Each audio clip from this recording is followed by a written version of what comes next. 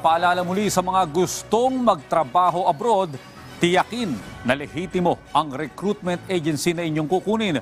Mahigit 100 kasi nating kababayan na sa halip na trabaho, abay sakit sa ulo at bulsa ang natanggap matapos maloko ng isang recruitment agency. Ang mga pangakong napako ng naturang agency, alamin sa sentro ng balita ni Bien Manalo.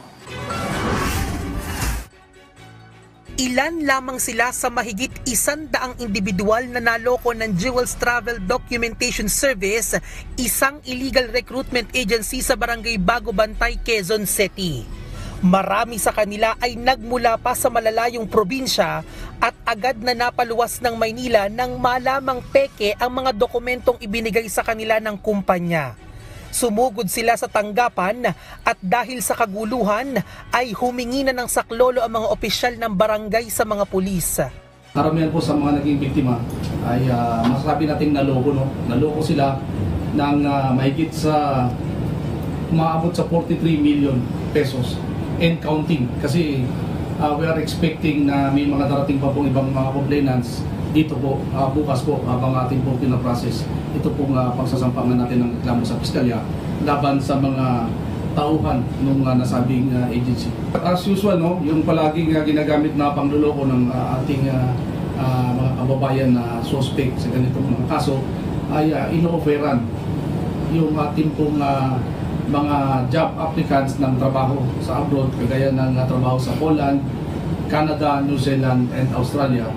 Isa si Mayet na mula pa sa Pangasinan na naengganyo ng nasabing agency dahil sa ipinangakong mabilis na proseso at malaking sweldo.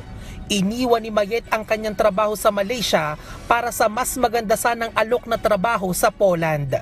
Ako, give up ko yung trabaho ko. Sinanla ko po yung bahay namin para gusto ko na makaalis papuntang Poland. Kaya yun po yung ipaglalaban namin, sir, kung matutulungan po kami. Arestado ang 7 empleyado ng naturang illegal recruitment agency. Todo tanggi naman ng mga sospek sa mga akusasyon laban sa kanila. Natawid lang po ako sa pinagagawa nila. Wala po akong alam kasi nasa labas ako. Tapos papasok lang po ako sa pagkat.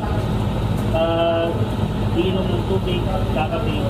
Matagal na umanong nakakulong ang itinuturong pinuno ng mga ito na kinilalang si alias Cedric dahil sa pagkakasangkot sa iba't ibang kaso. Mahigpit naman ang paalala ng mga pulis sa mga naghahanap ng trabaho abroad para hindi mabiktima ng mga manloloko. Ingat sa mga kinakausap natin ng mga travel agency, hanapan muna ng dokumento bago po magbigay ng placement fees para hindi naman po masayang. Nanawagan ang mga otoridad sa iba pang posibleng nabiktima ng recruitment agency na makipag-ugnayan sa kanilang tanggapan. Habang patuloy din ang investigasyon ng pulisya sa mga dokumentong nakuha nila sa agency na mula pa umano sa POEA at OWA.